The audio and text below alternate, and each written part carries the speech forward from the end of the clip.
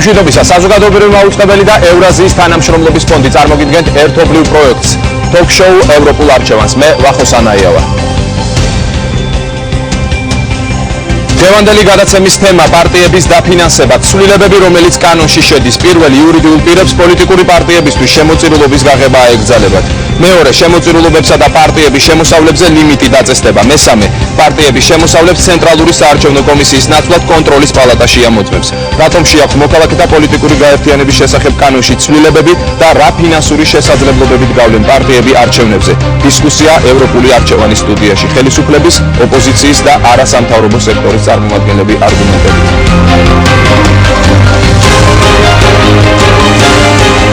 ეთერშია ევროპული არჩევანი.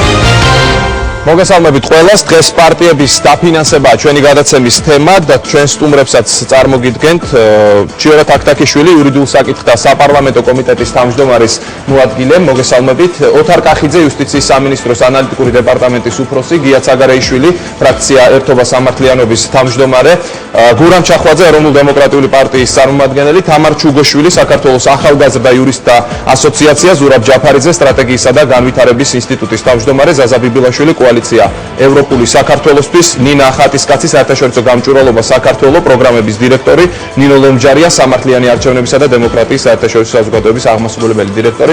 მოგესალმებით ყველას. ძალიან დიდი მადლობა კიდევ ერთხელ გადაცემაში მობრძანებისთვის.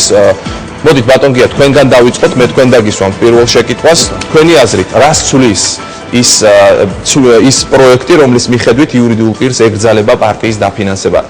რაც შეიძლება მოკლედ მინდა 4-ვე სტუმარს მოგეცეთ, ასე ვთქვათ, პოლიტიკური განცხადების საშუალება, იმიტომ რომ ეს მაინც პოლიტიკური საკითხია ჩემი აზრით და მოდით თქვენგან დავიწყოთ, შემდეგ ბატონ გურამ თქვენ. კი ბატონო.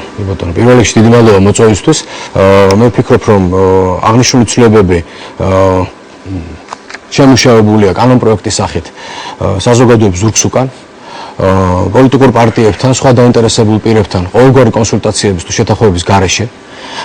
დღეს გაზეთ რეზონანსში იყო გამოქვეყნებული სტატია, სადაც ბატონი პავლე კუბლაშვილი, იურიდიულ საკითხთა კომიტეტის წევრი, პირდაპირ ამბობს, რომ დიახაც დასკვნა, რომელიც შეეხება აი ამ პროექტს და ზოგადად პროექტი გადაგზავნილია ვენეციის კომისიაში.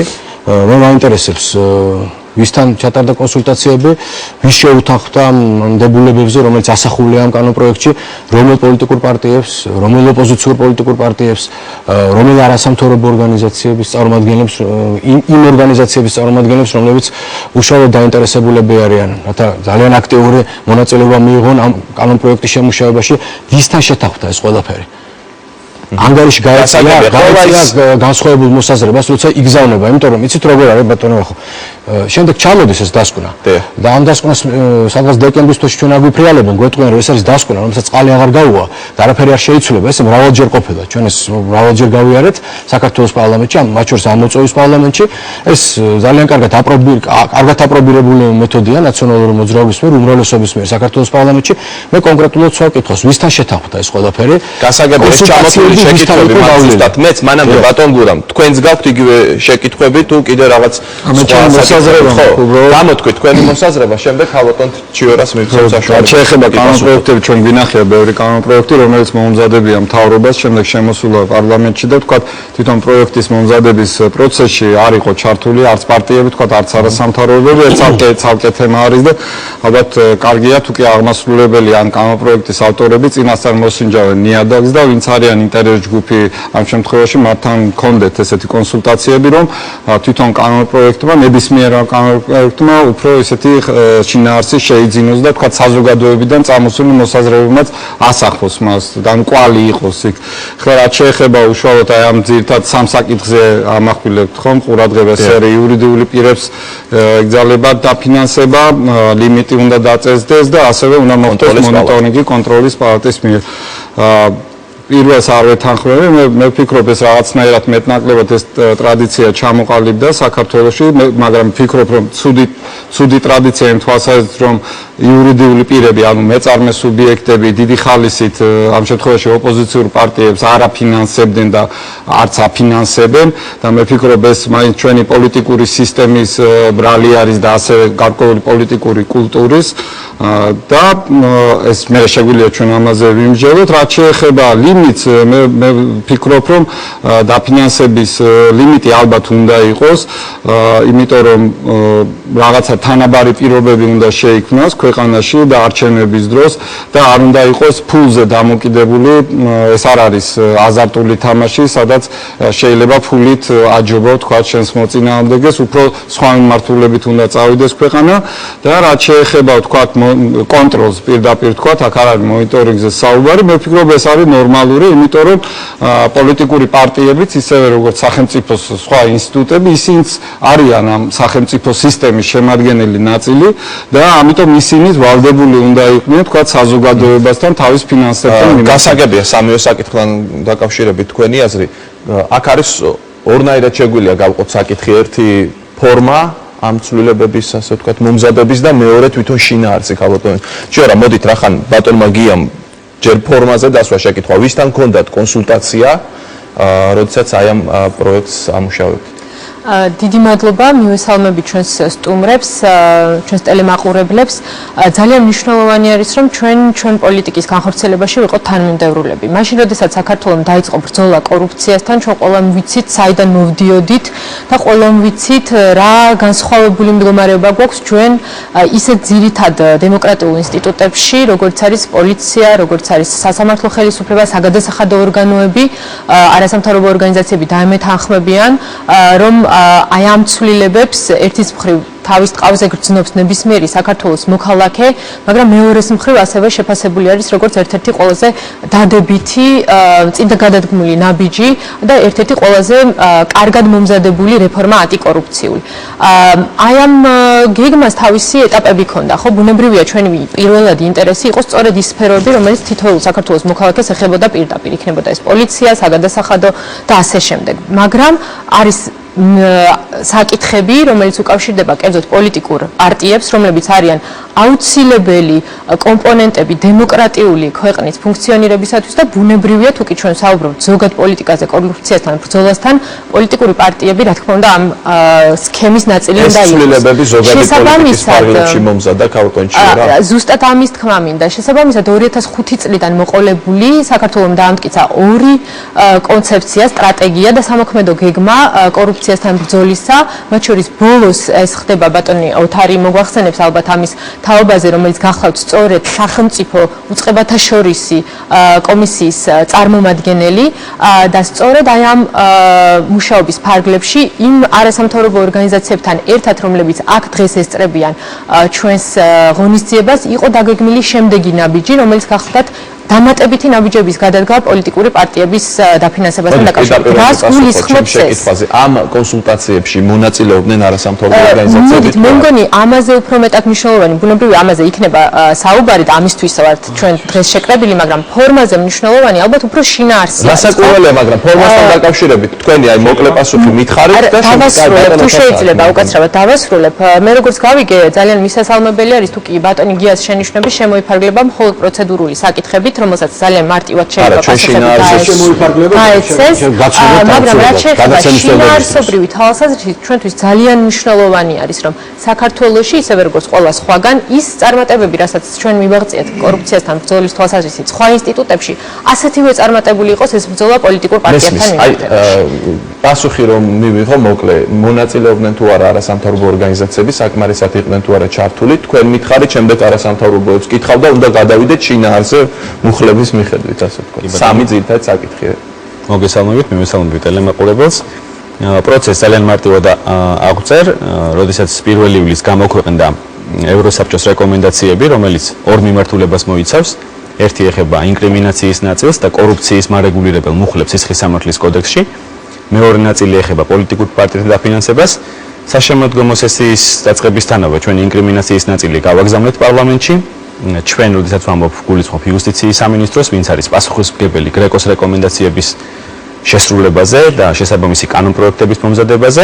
ოქტომბერში ჩვენ დავიწყეთ მუშაობა პარტიების დაფინანსების საკითხებზე. პირველი შეხვედრა, რომელიც გავმართეთ ჩვენ ახალგაზრდა იურისტ ასოციაციასთან და საერთაშორისო გამჭვირვალობა საქართველოსთან, ეს შეხვედრა ეხებოდა რეკომენდაციების განხილვას, თუ რა რეკომენდაციები გამოსცა გრეკომ, ასევე რა რეკომენდაციები დაადგინა ჩარჩო რეკომენდაციები მინისტრთა კომიტეტმა და ვენეციის კომისიამ, ასევე განვიხილეთ თავად ადგილობრივი არასამთავრობო ორგანიზაციების მიერ შემუშავებული რეკომენდაციები. ეს იყო პირველი შეხვედრა. შემდგომ ჩვენ გქონდა მეორე შეხვედრა, სადაც უკვე არასამთავრობო ორგანიზაციებს ჩვენ გავაცანით ის მონახაზი, კანონპროექტის პირველადი მონახაზი და მოვისმინეთ მათგან კრიტიკული შენიშვნები ამ კანონპროექტთან მიმართებაში. ისინი მიიჩნევდნენ, რომ კანონპროექტის დიდი ნაწილი არის მისაღები და კარგი რეგულაციებია და მათი დიდი ნაწილი თავად ადგილობრივი არასამთავრობო ორგანიზაციების რეკომენდაციებს ემთხვევა, მაგრამ მეორე ნაწილი არის გარკვეული კითხვის ნიშნები მათი მხრიდან გამოითქვა და პირველ რიგში უნდა აღინიშნოს, რომ ისინი აღნიშნავდნენ, რომ პოლიტიკურ პარტიებთან უფრო მეტი დიალოგი იყო საჭირო და მესამე ფორუმი, ასე ვთქვათ, სადაც უშუალოდ კანონპროექტის პრეზენტაცია მოხდა, სადაც ასევე ესწრებოდნენ წარმოდგენილი არასამთავრობო ორგანიზაციები. ეს გახდათ უკვე ანტიკორუფციული საბჭოს სხდომა, სადაც მოხდა კანონპროექტის წარდგენა. ჩემი აზრით საკმარისზე მეტიც არის ეს მოდი ვკითხოთ არასამთავრობო ორგანიზაციებს. გავასრულებთ თუ შეიძლება, ანუ ეს პრეზენტაცია შედგა, კანონპროექტი გავაცანით, მოვისმინეთ მათგან შენიშვნები და ეს პროცესი დღესაც მიმდინარეობს. არის რამდენიმე საკითხი, სადაც ჩვენ დღესაც ველოდებით კონკრეტულ ალტერნატიულ შემოთავაზებებს არასამთავრობო სექტორისგან. მე მაგ კონკრეტული შეკითხვა მოდი თქვენგან დავიწყოთ. სანამ ვენეციის კომისიას გადაეგზავნებოდა პროექტი, თქვენ გქონდათ თუ არა ნანახი? ჩვენ როგორც ოთომა აღნიშნა, მე პირადად არ ვესწრებოდი პირველ შეხვედრას, თუმცა პარტნიორი ორგანიზაციები ესწრებოდნენ. ჩვენ გაგვაცნეს ძირითადად ეს თეზისებად, თუ რა საკითხებზე აპირებდა იუსტიციის სამინისტრო წარედგინა კანონპროექტი პარლამენტისთვის. როგორც ოთარმა აღნიშნა, იყო მათ შორის საკითხები, რომლებიც ნამდვილად ასახავდა საერთაშორისო ორგანიზაციების რეკომენდაციას და ადგილობრივი არასამთავრობების რეკომენდაციას, თუმცა იყო მთელი რიგი საკითხები, რომელიც არც ერთ საერთაშორისო თუ ადგილობრივ ორგანიზაციას უშუალოდ თავის რეკომენდაციებში საქართველოს მიმართ არ ქონდა ჩამოყალიბებული. პირველ რიგში ეს ეხება იურიდიული პირების საკითხებს. ამასთან დაკავშირებით ნამდვილად გაგვაჩნია ჩვენ შეკითხვები. პირველ რიგში, თქვათ, ქალბატონმა ჩიორამ ახსენა, რომ ხელისუფლება უნდა იყოს თანამიმდევრული თავის გადაწყვეტილებებში. სწორედ ამასთან დაკავშირებით ქონდა ჩვენ პირველი, თქვათ, შენიშვნები. სანამ იუსტიციის სამინისტრო ჩამოაყალიბებდა ამ რეკომენდაციებს, მანამდე ივლისის თვეში პოლიტიკური პარტიები შეთანხმდნენ გარკვეულ მუხლებზე, რომელიც შეეხებოდა პოლიტიკური პარტიების დაფინანსებას და ეს შეთანხმება შემოთავაზებული იყო სწორედ მმართველი პარტიის მიერ და ამ შეთანხმების თანახმად იზრდებოდა იურიდიული პირებისთვის ლიმიტი შემოწირულობის პარტიების სასარგებლოდ. ამის წინააღმდეგ ჩვენი ორგანიზაციები გამოვიდნენ და ჩვენ განვაცხადეთ, რომ ის ლიმიტი, რაც არსებობდა, იყო ისედაც მაღალი და საჭიროებას ვერ ხედავდა ორგანიზაცია თუ ორგანიზაციები რატომ უნდა გაზრდილიყო. თუმცა მათი მხრიდან არაერთხელ დაფიქსირდა პოზიციები, რომ დღეს ასეთი საჭიროება არსებობს პოლიტიკური პარტიებისათვის, დღესდღეობით პოლიტიკურ პარტიებს ესაჭიროებათ, რომ იურიდიული პირებისაგან, რომლებიც შეიძლება თქვათ ოპოზიციური პოლიტიკური პარტიების შემთხვევაში შედარებით მცირე იურიდიული პირების ჩამონათვალია, რომლებიც ცირავენ პოლიტიკურ პარტიებს და ამ პარტიებს ესაჭიროებათ, რომ კონდეთ იურიდიულ პირებს გაზრდილი ლიმიტი, რათა უფრო მეტი დაფინანსება შეძლოს. რა იცვლება ამ კანონპროექტით, რომ აუხსნათ მაყურებელს, მას ესმის ეს სამი მუხლი, ვთქვათ, მაგრამ შინაარსი რა არის ამ ყოველთვის? კი ბატონო, სანამ ამ კითხვას უპასუხებდე პროცესთან დაკავშირებით მინდა ასევე რამდენიმე სიტყვა თქვა, ძალიან მოკლედ ვიტყვი, რომ ნამდვილად რამდენიმე შეხვედრა იყო იუსტიციის სამინისტროში, თუმცა ეს იყო, ასე ვთქვათ, გაცნობა ჩვენთვის გაგვაცნეს ის ცვლილებები, რაც უკვე მომზადებული იყო და რაც გადაგზავნილი იყო ვენეციის კომისიაში, ასე რომ თქვა რაღაცა სამუშაო პროცესი ეს ნამდვილად არ ყოფილა, სადაც ჩვენი რეკომენდაციები წარმოადგინეთ თავისუფლად და სადაც ეს ასახული იყო იმ პროექტში, ანუ ვერ ვიტყვით, რომ ჩვენ ჩართული ვიყავით ამ პროექტის მომზადებაში. რაც შეეხება შინაარსთან დაკავშირებით შემიძლია ვთქვა, რომ მართლაც უმრავლესობა პროექტით გათვალისწინებული სიახლეების არის საკმაოდ დადებითი. ეს არის ის ცვლილებები, რომლებზეც ჩვენ ვლაპარაკობდით, რომ უნდა შეცვლილიყო, მაგრამ არის რამდენიმე საკითხი, რომელიც ჩვენ პრობლემურად მიგვაჩნია. პირველ რიგში მე გამოვყოფდი არა იურიდიული პირების საკითხს, არამედ მეორე თემას, რომელიც არის ნებისმიერი იურიდიული პირისთვის, მათ შორის არასამთავრობო ორგანიზაციისთვის, გარკვეული დაფინანსების კუთხით შეზღუდვების შემოღებას იმ შემთხვევაში, თუ კი დადგინდება მათი პირდაპირი ან არაპირდაპირი კავშირი პოლიტიკურ პარტიებთან. რაც რაც ერთის მხრივ შეიძლება იყოს ძალიან კარგი ცვლილება, თუ კი ეს სწორად ჩაიდება კანონში და თუ ჩვენ სწორად მივხვდებით და ზუსტად იქნება დადგენილი კანონით, თუ როგორ ხდება ასეთი იურიდიული პირების ან არასამთავრობო ორგანიზაციების იდენტიფიცირება, მაგრამ თუ ეს იქნება ძალიან ფართო განმარტება, როგორც დღეს არის იმ ვერსიაში, რა ვერსიაც მე მაქვს ყოველ შემთხვევაში კანონ პროექტის, ეს იქნება შეიძლება ძალიან ცუდ შედეგებამდე მიგვიყვანოს ამ ყველაფერმა, ამიტომ ეს არის ერთ-ერთი საკითხი, რომელსაც მე გამოვყოფდი. რაც შეეხება მეორე თემას, ეს არის ცნობილი იურიდიული პირების მხრიდან შემოწირულობების დაფინანსების პარტიების დაფინანსების საკითხი. აქაც ჩვენ ვფიქრობთ, რომ ნამდვილად ჩვენ ვფიქრობთ, რომ ლიმიტის გაზდა, როგორც თავის დროზე ლიმიტის გაზდის გადაწყვეტილება არ მიგვაჩნდა სწორად, აი ხა მიგვაჩნია ბოლომდე გაუქმება, ასე ვთქვათ, იურიდიული პირების დაფინანსების სწორად. ანუ რაღაცა შუალედური გადაწყვეტილება არსებობს, რომელზეც უნდა შეთანხმდეს ქვეყანა და არა აკრძალოს. ბატონ გიო, თქვენი აზრით, რატომ შედის კანონში ეს ცვლილებები და რა პოლიტიკურ სარჩულს ხედავთ? პირველ რიგში ეს როგორც გაირკვა ფორმას მნიშვნელობა ქონია. და ისიც გაირკვა, რომ არც ერთ პოლიტიკურ ძალასთან შეთანხმებული არ ყოფილა. გასაგებია, რომ რამდენიმე შეხვედრა ჩატარდა, მაგრამ უშუალოდ და პირდაპირ ეს კანონი, რა თქმა უნდა, პირველ რიგში ეხებათ პოლიტიკოსებს, ეხებათ პოლიტიკურ პარტიებს, რომლებიც იბრძვიან ლეგალური საშუალებებით იმისთვის, რომ მიაღწიონ გარკვეულ წარმატებას არჩევნებში. არც ერთ პოლიტიკურ სუბიექტთან ეს საკითხი არ ყოფილა შეთანხმებული, ხოლო დასკვნა კი არა, უკაცრავად კანონ პროექტის პირველადი ვარიანტი თურმე უკვე ვენეციის კომისიას გადაეგზავნა და შემდეგ ეს დაგვიბრუნდება თავისი შენიშვნებით და ამაზე უნდა დაიწყოს შემდეგ ბჭობა, რაც მე აბსოლუტურად არ მომაჩნია ნაყოფიერ საქმე ზოგადად, იმიტომ რომ ეს შედეგის მონტანი არ არის. და კიდევ ერთხელ ჩანს, რომ საქართველოს ხელისუფლება აკეთებს იმას, რაც თვითონ უნდა და არ აკეთებს იმას, რაც უნდა საზოგადოებას, რაც უნდა მთლიანად პოლიტიკურ სპექტრს. და ეს პირდაპირ უნდა ითქვას და ეს გამჟღავნდა კიდევაც. ეს ერთი.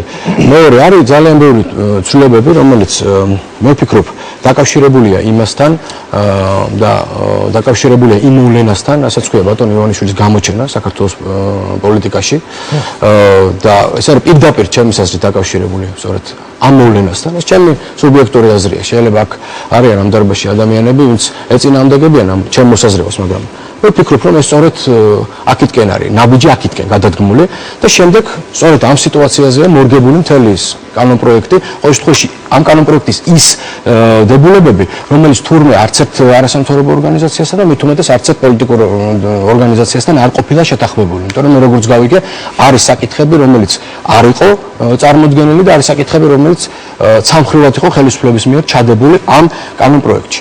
აქვე მინდა დავაფიქსირო თავისუფალი დემოკრატების მოსაზრება ამ კანონ პროექტის შინაარსთან დაკავშირებით.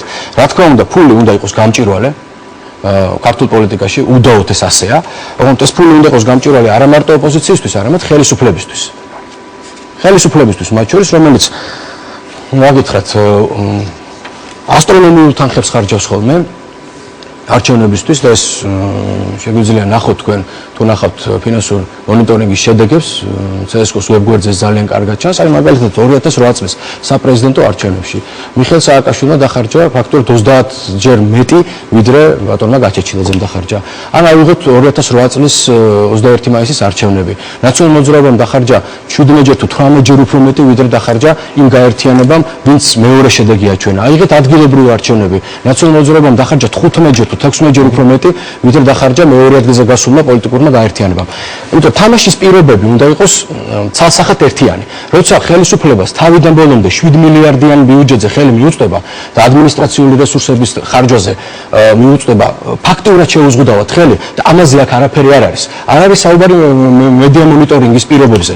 რა მედია მონიტორინგის პირობებში უწევთ პარტიებს არჩევნებზე წასვლა და ესეთი კანონ პროექტი იწერება. ეს არის რა თქმა უნდა დისკრიმინაციული კანონ პროექტი და მიმართული იქითკენ, რომ თავიდან ბოლომდე გაკონტროლდეს ოპოზიცია. ბატონ ზურაბ, ბატონმა გიამ თქვა, რომ ეს ყველაფერი უკავშირდება ივანიშვილის გამოჩენას. თქვენც ასეთი შტაბეშტილება გრჩება თუ სხვა მოსაზრება გაქვთ? ეს ყველაფერი შეიძლება უკავშირდებოდეს ბიძინა ივანიშვილის გამოჩენას პოლიტიკაში, თუმცა ჩემი ორგანიზაციის დამოკიდებულება ზოგადად ამ კანონ პროექტის მიმართ იყო ოდნავ განსხვავებული. ჩვენ ვთვლით, რომ ბევრი პოსტულატები, რომელიც არის წარმოდგენილი ცვლილებების სახით, არის ზოგადად მისაღები.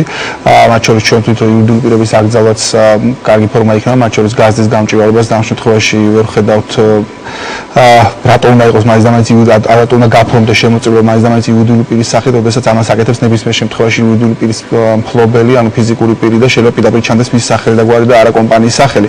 ამის ასიმანტებით მაინც ვერ ხედავთ, მაგრამ ამასაც თავი დავანება, ჩვენ თვითონ აქ თავარი პრობლემა მდგომარეობს არა ზოგადად ამ პოსტულატებში, არამედ იმაში, რომ რეალობა არის ბევრად უფრო ისეთი საშიში ვიდრე ნებისმიერ ამ კანონში გაწერილ პოსტულატში შეიძლება ეს დაფიქსირდეს და გულისხმობ იმას, რომ ჩვენ გვაქვს რეალობა, როდესაც პოლიტიკურ არენაზე არის ახალი მოთამაშე, რომელსაც აქვს ფაქტობრივად განუსაზღვრელი რაოდენობის რესურსი და მან შეიძლება ეს რესურსი გამოიყენოს არ მაინც და მაინც კეთილსინდისერად, მარტივ ენაზე რო ვთქვათ, შეიძლება დახარჯოს იმაში, რომ იყიდოს უბრალოდ ხმები და ჩვენ გონია, რომ ყველა იმ გზის გაწერა, რა გზითაც შეიძლება ეს მოხდეს კანონში და ამის აკრძალვა იქნება უბრალოდ შეუძლებელი.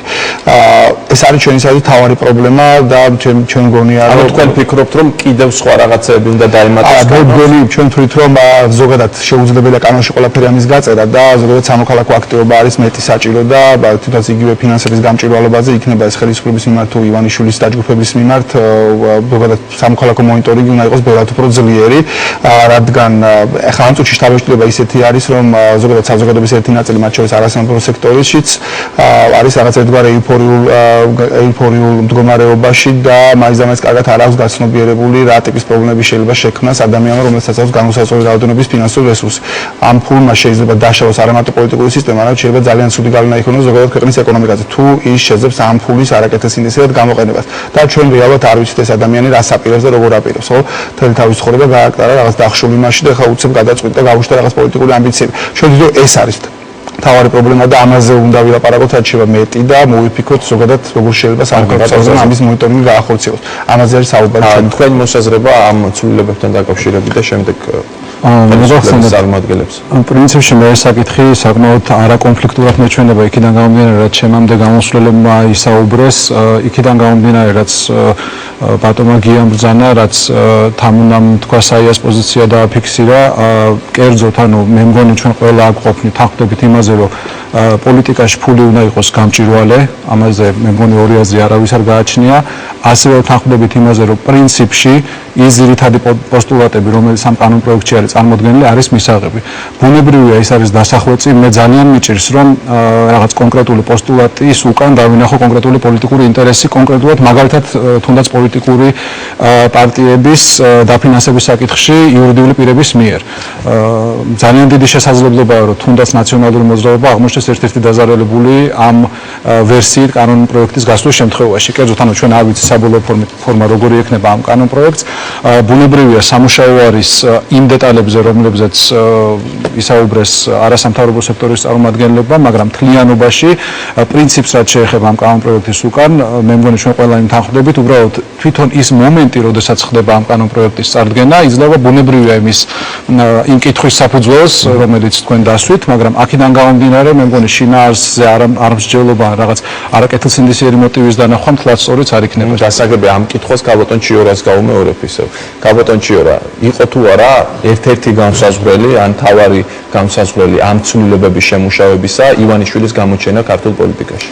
არ მგონია გრეკომ, რომელმაც 2010 წელს ჩაატარა საქართველოს კანონმდებლობის ანალიზი პოლიტიკური პარტიების დაფინანსების გამჭვირვალობასთან დაკავშირებით და შემოგთავაზა სწორედ ის რეკომენდაციები, რომლებიც ითვალისწინებს მეტ გამჭვირვალობას პოლიტიკური პარტიების დაფინანსებაში, ითვალისწინებს სპეციფიკური, მოგახსენებთ, 2010 წელს შეისწავლეს, თუმცა 2011 წლის ივლისში მოხდა მხოლოდ საბოლოო დოკუმენტის გამოქვეყნება. ეს ცვლილებები ითვალისწინებდა მეტ რეგულაციას იმასთან დაკავშირებით, რომ არც ერთ პოლიტიკურ პარტიას არ უნდა ჰქონდეს შესაძლებლობა კანონს აუაროს გვერდი და კანონით აკრძალულზე მეტი შემოწირულობა მიიღოს. რეკომენდაცია, რომელიც ეხება კანონმდებლობით სამწუხაროდ არასაკმარისად გარანტირებულ მონიტორინგის მექანიზმს იმაზე, თუ რამდენად კეთილსინდისიერად ასრულებენ პოლიტიკური პარტიები კანონმდებლობის მოთხოვნებს, არ ამგონია გრეკოს მაშინ რაიმე ფორმით ქონოდა მხედველობაში მოლაპარაკებების დროს, როდესაც ოპოზიციურ პარტიებთან მოლაპარაკებებში ნაციონალური მოძრაობა მონაწილეობდა ქალბატონ ჩიორა. დასმულა იურიდიული პირების საკითხი, ან ლიმიტის საკითხი, იყო ეს განხილვის თემა და საშუალებას მომცემთ, ალბათ 2 წუთი დამჭირდება იმისთვის, რომ ჩამოვაყალიბო ყველა იმ საკითხზე პოზიცია, რაც აქ გაჟღერდა და ბევრი მათგანი ძალიან მნიშვნელოვანია და ყურადღებას იმსახურებს და საზოგადოებას სჭირდება ამ საკითხებზე ინფორმაცია. პირველი საკითხი, რომელიც ჩემის აზრით ნაკლებად მნიშვნელოვანი არის, მაგრამ შეხვედრის შედეგად გავარკვიეთ, რომ უმეტესობა საზოგადოებისა ეთანხმება იმას, რომ ქვეყანაში არსებობს საჭიროება იმისა, რომ კანონმდებლობა იყოს მეტად დახვეწილი, რომელიც უზრუნველყოფს პარტიების დაფინანსების გამჭვირვალობას. მეორე, დავადგინეთ ამ დისკუსიიდან ისიც, რომ არასამთავრობო ორგანიზაციები, რომლებიც წლების განმავლობაში მუშაობდნენ ამ საკითხებზე, ძალიან აქტიურად იყვნენ პროცესში ჩართული და ღებულობდნენ ამაში მონაწილეობას. მესამე, იყვნენ თუ არა პოლიტიკური პარტიები ჩართული დისკუსიაში იმასთან დაკავშირებით, რა ლიმიტები უნდა არსებობდეს პარტიების დაფინანსებაში. კი, ნამდვილად იყვნენ. ბატონო გია, მე მინდა გაგახსენოთ, რომ თქვენი ფრაქციის წევრი, რომელიც გახლდათ პარლამენტში ვიცე-სპიკერობის კანდიდატი, ბატონი ჯონდი ბაღათურია, რომელიც იყო სარედაქციო კომისიის წევრი, თქვენ არ იყავით ამ კომისიის წევრი, იმიტომ რომ თქვენმა პოლიტიკურმა გუნდმა გადაწყვიტა ბოიკოტი გამოეცხადებინა იმ საარჩევნო რეფორმისათვის, რომლის ფარგლებშიც ეს საკითხები იხილებოდა, მან დააყენა სწორედ საკითხი, რომ ჩვენ ოპოზიციური პარტიები, ბატონმა გურამაც დაადასტურა ახლა თავის გამოთქმაში ეს, ნაკლებად ვიღებთ დაფინანსებას იურიდიული პირებისგან, ისინი მხოლოდ სახელმწიფოს სათავეში მყოფ პოლიტიკურ პარტიას აფინანსებენ და აღარ არის საჭირო რაიმე ლიმიტებზე საუბარი, საერთოდ ავკრძალოთ იურიდიული პარტიების დაფინანსება, მაგრამ ჩვენი მიზანი იყო სწორედ მიგვეღწია მაქსიმალური კონსენსუსი პოლიტიკურ პარტიებთან. ერთის მხრივ ჩვენ პატივს ვცემთ ამ შეთანხმებას პოლიტიკურ პარტიებთან, მაგრამ მეორეს მხრივ ბუნებრივია ჩვენ გვაქვს გარკვეული ვალდებულებები იმ საერთაშორისო სტანდარტების შესრულებასთან და განხორციელებასთან დაკავშირებით, რომლის წევრებიც ჩვენ ვართ და სადაც საკმაოდ კარგი ადგილი გვიკავია არა მარტო ჩვენ მეზობელ ქვეყნებს შორის, არამედ ძალიან განვითარებულ ევროპულ ქვეყნებს შორის სხვა სფეროებში. რატომ არ უნდა იყოს პოლიტიკური პარტიების გამჭვირვალობა ის შემდგომი ეტაპი, სადაც საქართველოს კიდევ ვიტყვის თავის სიტყვას თუ რისი გაკეთება შეიძლება ამ თვალსაზრისით. ბოლოს მინდა ასევე დავამატო, რომ ძირითადი პრობლემები, რაც პოლიტიკურმა პარტიებმა ამ დიალოგში აღნიშნეს, იყო ერთი ნაკლები შესაძლებლობა ოპოზიციის მხრიდან რომ მიიღო დაფინანსება იურიდიული პირებისგან, ანუ ამ ლოგიკიდან თუ შევხედავთ, არავისთვის პრობლემას არ უნდა წარმოადგენდეს ეს საკითხი.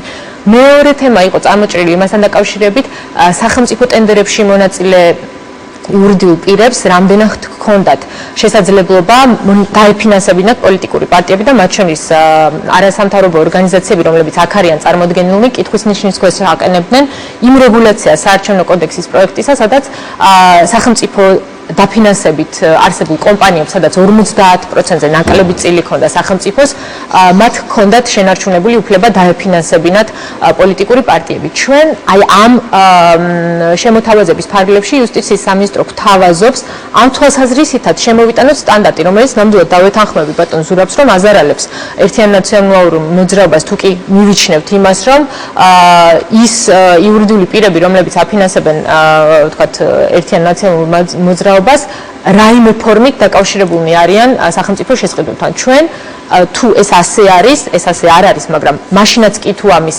აღქმა არსებობს საზოგადოებაში, შემოგვაქვს ლიმიტი, ეს გახლავთ 15%-იანი ლიმიტი იმ ფიზიკური პირების მონაწილეობისა პარტიების დაფინანსებაში, რომელიც გამარტივებული წესით მონაწილეობენ სახელმწიფო შესყიდვებში. თქვენ კარგად იცით, რომ სახელმწიფო შესყიდვების კანონმდებლობა საქართველოში არის ერთ-ერთი ყველაზე გამჭვირვალე იმ რეფორმის ფარგლებში, რომელიც ისევ და ისევ ამ ანტიკორუფციული გეგმის ფარგლებში ხორციელდება, მაგრამ აქაც ჩვენ გვინდა დავაწესოთ შეზღუდვები საკუთარი თავის მიმართ.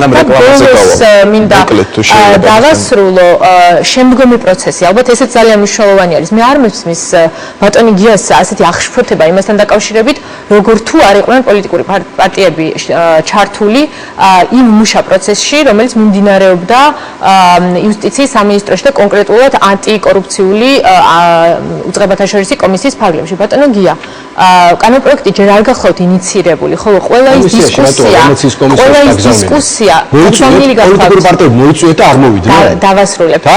ჩვენი მიზანი არის რატო გააგზავნეთ ვენეციის კომისიაში? მოიწვიეთ ვინმე და არ მოვიდნენ ადამიანები. როდესაც ჩვენ მივიღეთ კონსტიტუცია, ვინმე მოიწვიეთ და არ მოვიდნენ ადამიანები. დავასრულებინეთ თუ შეიძლება და გთხოვთ რომ შესაძლებლობა არა, გასაგებია დისკუსია ქაბატონჩიორა და ნუ შეგვიძლია უპასუხოთ მის დასკვნას პოლიტიკური პარტიების გაუქმება საქართველოს საკითხი მაშინ როდესაც საქართველოს პარლამენტი აღარ ბრალი ყოფილა ყველაფერი ესე იგი რაც ხდება საქართველოს პარლამენტი საქართველოს კონსტიტუციის პროექტის მიღებასთან დაკავშირებით იღებს კონსტიტუციას და არ ელოდება ვენეციის კომისიის დასკვნას და არ მანამდე იღებს კანონს, გვაკრიტიკებთ, რომ ესე იგი ნაჩქარევად იღებ და რატო ელოდებით ვენეციის კომისიას. პოლიტიკურ პარტიას თქეთ თუ არა, რა შუაშია კონსტიტუცია? საქართველოს პარლამენტი კონსტიტუცია რა შუაშია?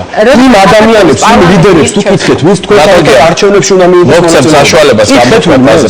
ამაშია გუბერნატორი შეიძლება და შემდეგ ქალბატონი როდესაც პარლამენტი იღებს გადაწყვეტილებას, რომ წინასწარ მიმართოს ვენეციის კომისიას, მანამდე სანამ რაიმე ტიპის დისკუსია დაიწყება. პარლამენტში თქვენ იღებთ გადაწყვეტილებას ვენეციის კომისიაში თქვენ აგზავნით ამ დასკვნებს. ყველაფერს თქვენ აი ეს მეტყოლებს თქვენი პოლიტიკური ჯგუფის არასაკმარის მომზადებულობაზე პოლიტიკურ პროცესებში მონაწილეობას და დაკავშირებით. მომზადებულები თქვენი პოლიტიკური ჯგუფი ხო არის კარგად მომზადებულები. მიიღეთ კანონი, არა მიხეილ სააკაშვილიზე მორგებული, არამედ საქართველოზე მორგებული.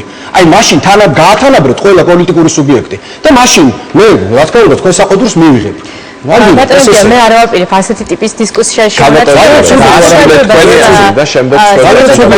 ვაცნობ, რომ სწორედ ამ შემთხვევაში ჩვენი მიდგომა არის შემდეგი: ერთი, რომ კანონპროექტი როგორც ყოველთვის იყოს ერთის მხრივ არასამთავრობო ორგანიზაციებთან განხილული, მეორეს მხრივ ჩვენ გვქონდეს საერთაშორისო ექსპერტიზა იმაზე, თუ მართლაც ვაკმაყოფილებთ თუ არა იმ სტანდარტს, რომლის მიღწევაც გასახული გვაქვს მიზნად. მესამე, პოლიტიკურმა პარტიებმა ეს საკითხები განიხილეს, როგორც საარჩევნო მუშაჯგუფში, რომელშიც თქვენ არ მონაწილეობდით, იმიტომ რომ თქვენ ჩართვალეთ, რომ ბოიკოტი უნდა გამოუცხადოთ იმ რეფორმას, რომელიც აუცილებელია საქართველოსთვის. პარლამენტში განხილვები უნებრივია გაგრძელდება, რატომ უნდა გაგრძელდება? 29 დეკემბერს გაგრძელდება. მოვედით თქვენ ორი სიტყვა. თუ შეიძლება კი ბატონო, ბატონგურამ სარამ რეკლამაზე გავალთ, ოღონდ ჯერ ქალბატონ მინდა. თქვით. აქ ჩიორამ თქვა ზუსტად, რომ შინაარსი უფრო მნიშვნელოვანია, ვიდრე პროცესი. დავეთანხმები, შინაარსი ძალიან მნიშვნელოვანია, თუმცა პროცესი მნიშვნელოვანია, თუმცა შინაარსი, რა თქმა უნდა, უფრო მნიშვნელოვანია და ამასთან დაკავშირებით ერთი რამ მინდა ვთქვა. როგორც ითქვა უკვე რამდენჯერმე აღენიშნა აქ, რომ უმეტესობა იმ საკითხების, რომელიც გათვალისწინებულია იმ კანონპროექტში, არის საერთაშორისო და ადგილობრივი ორგანიზაციების რეკომენდაციები, თუმცა არის რამდენიმე რეკომენდაცია, კი არა, ახალი ასე ვთქვა, დებულება კანონპროექტში.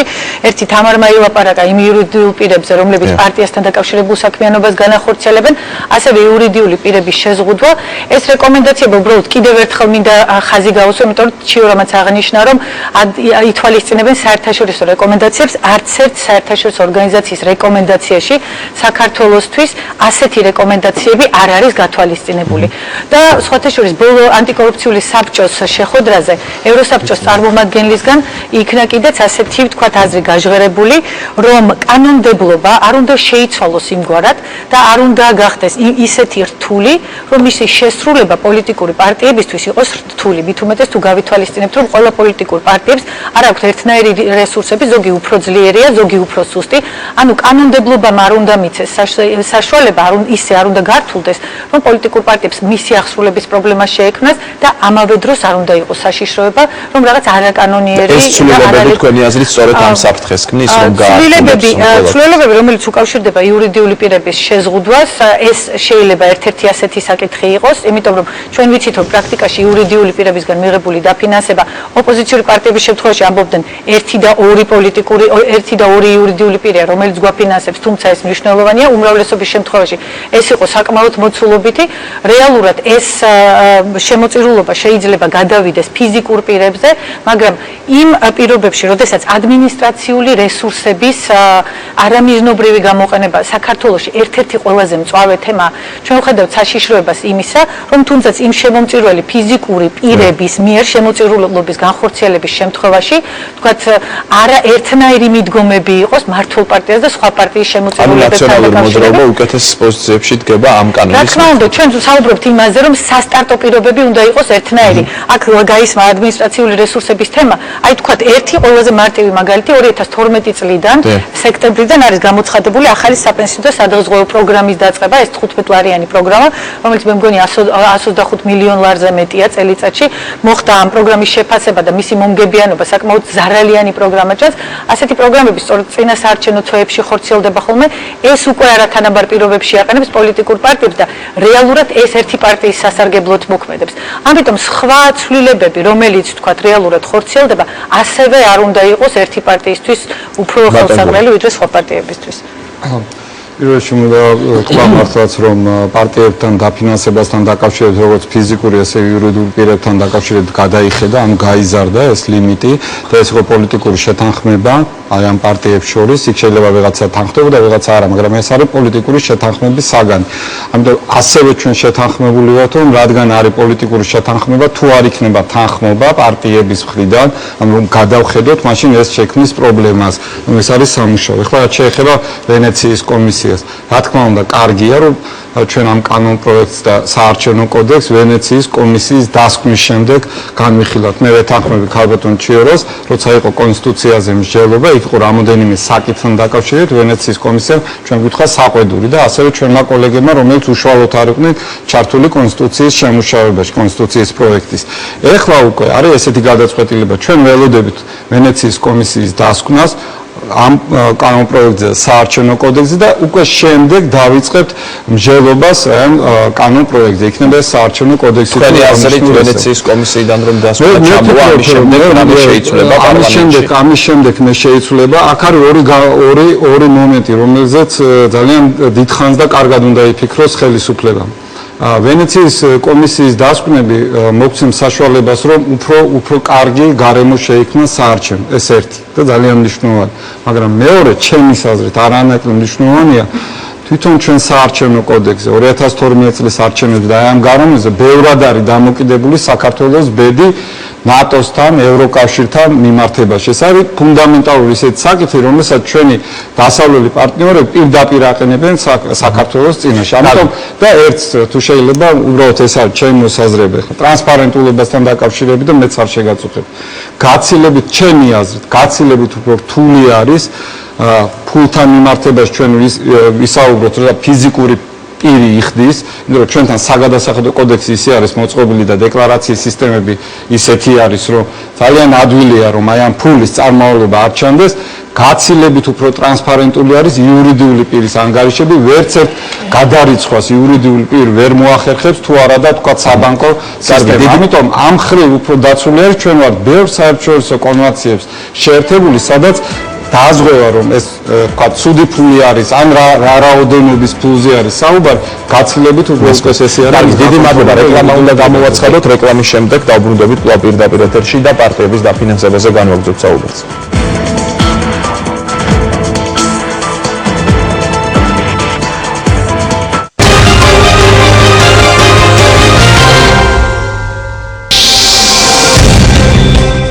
ევროპული არჩევანი კვლავ ეთერშია, ჩვენ შევახსენებთ რომ საუბრობთ პარტიების დაფინანსებაზე და ცვლილებებზე, რომელიც შედის მოქალაქეთა პოლიტიკური გაერთიანების შესახებ კანონში.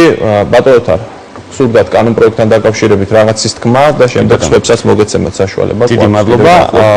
ორი სიტყვით მინდა გამოვეხმაურო არასამთავრობო ორგანიზაციებთა წარმომადგენლების მიერ მოყვანილ არგუმენტებს. პირველ რიგში უნდა ითქვას, რომ დაკავშირებული პირების შესახებ, ანუ პოლიტიკურ პარტიასთან დაკავშირებული იურიდიული პირი, რომელიც ასე ვთქვათ, განკარგავს გარკვეულ სახსრებს და პრინციპში ეხმარება პოლიტიკურ პარტიას თავის მიზნების მიღწევაში, ამგვარი იურიდიული პირები ევროსაბჭოს მინისტრთა კომიტეტის რეკომენდაციების თანახმად უნდა დარეგულირდნენ ისევე, როგორც პოლიტიკური პარტიები. ეს ნიშნავს, რომ მათი ხარჯები უნდა იყოს ასევე გამჭვირვალე, ეს ნიშნავს, რომ მონიტორინგი უნდა განხორციელდეს მათ სახსრებზე და ასე შემდეგ. ეს რეკომენდაცია მინისტრთა კომიტეტს საქართველოსთვის მარტო არ გამოუწია, ეს არის ევროსაბჭოს წევრი ყველა ქვეყნისთვის სავალდებულო რეკომენდაცია და ეს არის ჩარჩო რეკომენდაციები, რომელიც არის ყველა ქვეყნისთვის სავალდებულო. და ეს მე მგონი თქვენ ჩემგან არ გესწავლებათ, ქალბატონ ნინა. მეორე საკითხი, რაც შეეხება იურიდიული პირების დაფინანსებას, ძალიან ნათლად უნდა განვმარტო თუ რას გულისხმობს ეს, როდესაც ჩვენ კანონ პროექტზე მუშაობდით, ჩვენ უნდა ასე ვთქვათ, მოგვემზადებინა პროექტი, რომელიც შეესაბამებოდა ერთის მხრივ გრეკოს რეკომენდაციებს და მეორეს მხრივ ზოგადად დაარეგულირებდა და მოაწესრიგებდა ამ სისტემას, რასაც პარტიათა დაფინანსების სისტემა ქვია. ზოგადად აკრძალულია შემოწირულობები უცხო ქვეყნის მოქალაქეთა მხრიდან. ასევე აკრძალულია შემოწირულობები მოქალაქეობის არ მქონე პირებისგან. ეს არის საყოველთაოდ აღიარებული სტანდარტი ყველა ქვეყანაში, რაც მოქმედებს. შესაბამისად, ერთადერთი წყარო, შემომწირველი, ვინც შეიძლება იყოს, ეს არის სახელმწიფოს მოქალაქე ფიზიკური პირი. იურიდიული პირის უკან აუცილებლად უნდა იდგნენ სახელმწიფოს მოქალაქე ფიზიკური პირები. სხვა პირი, რომელიც იურიდიული პირის უკან დგას და ჩვენ ვიცით, რომ იურიდიული პირი არის ერთგვარი ფიქცია, რომელიც თქვათ არის კარგი მექანიზმი გარკვეული სავაჭრო ეკონომიკური ურთიერთობებისთვის და ყოველი იურიდიული პირის უკან დგანან კონკრეტული ფიზიკური პირები. არ შეიძლება, რომ იურიდიული პირის უკან იდგეს სხვა გარდა საქართველოს მოქალაქე ფიზიკური პირისა, როდესაც საქმე ეხება მოქალაქეთა პოლიტიკური გაერთიანებების დაფინანსებას. ამიტომ ფიზიკური პირებისთვის დაფინანსების შესაძლებლობა ჩვეულებრივ კანონში რჩება და არაფერი ამ მხრივ არ იცვლება. თუ კი ჩვენს კოლეგებს გნებავთ ამ კანონის პოლიტიკურ ოპონენტებს აქვთ რაიმე სხვა ვარიანტი თუ ვინმე უნდა დააფინანსოს პოლიტიკური პარტია გარდა მოქალაქე ფიზიკური პირებისა, მაშინ განაცხადონ, იმიტომ რომ შეუძლია თქვენ ვერ უნახავთ მსგავს ანალოგს, როცა სხვას ეძლევა საშუალება გარდა მოქალაქეებისა პარტიების დაფინანსებას. კარგი, ბატონ თუ შეიძლება საშუალება ერთი საკითხი უნდა კიდე რომ აღნიშნო, ანუ ადმინისტრაციულ რესურსთან დაკავშირებით აუცილებლად ადმინისტრაციულ რესურსებთან დაკავშირებით უნდა გაგრძელდეს დიალოგი და უნდა შევიდეს შესაბამისი ცვლილება დაიხვეწოს კანონმდებლობა, მაგრამ იმაზე საუბარი რომ რახან ხელისუფლება ადმინისტრაციულ რესურსს იყენებს და არსებობს ამაზე თქვენი რეკომენდაციები, ამიტომ ჩვენ მიცეთ საშუალება სხვებსაც რომ უკანონო სახსრები გამოიყენონ პარტიების დაფინანსების მიმართ, ამაზე საუბარი არასერიოზულია უბრალოდ და სახსრებზე აქ არის. უკაცრავად, მაგრამ კიდევ ერთხელ ვიმეორებ, მოქალაქე ფიზიკურ პირებს შეუძლიათ შემოწირულობების განხორციელება. სხვა ვინ უნდა განახორციელოს? ბატონო, უკაცრავად ჩვენ რატომ უნდა მოვიგონოთ რაღაც მექანიზმი, რომელმაც საბოლოო ჯამში ისევ იქამდე უნდა მიგვიყვანოს, რომ მოქალაქე ფიზიკურმა პირებმა განახორციელონ შემოწირულობები. არ არსებობს სხვა სუბიექტი ბუნებაში. არც სხვა სახელმწიფოს მოქალაქე, არც მოქალაქეობის არ მქონე პირი. სხვას არ შეუძლია რომ შემოწირულობა გააკეთოს. იურიდიული პირის უკან შეიძლება იდგეს სხვა სახელმწიფოს მოქალაქე. შეიძლება იურიდიული პირის უკან იდგეს სხვა სახელმწიფო ზოგადად. შეიძლება იყოს სახელმწიფო, რომელიც ფლობს იურიდიული პირის აქციებს. შეიძლება ვერაფრით ვერ დავადგინოთ ჩვენ იურიდიული პირის სახსრების გამჭვირვალობა, როცა მის უკან დგას პირობითად 40 იურიდიული პირი. შეგვიძლია ეს ყველაფერი შეიძლება წარმატებით კეთდებოდა წინაარჩევნების დროს.